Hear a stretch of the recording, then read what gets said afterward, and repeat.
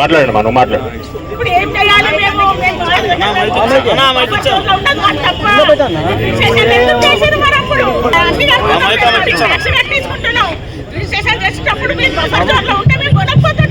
ఇప్పుడు మేము ఎక్కడ పోవాలి? మాకేం లేదు ఆధారం. ఇప్పుడు అదే ఆ ఇల్లు ఒక్కటే ఏం చేయమంటారో చెప్పండి. మరి రేవంత్ రెడ్డి గారు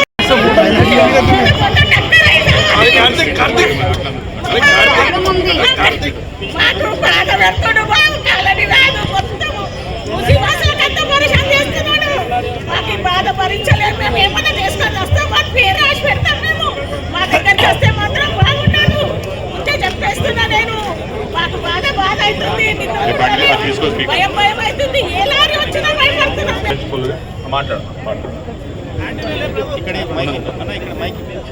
మాట్లాడండి మనం మాట్లాడు. ఇప్పుడు ఏం చేయాలి? మేము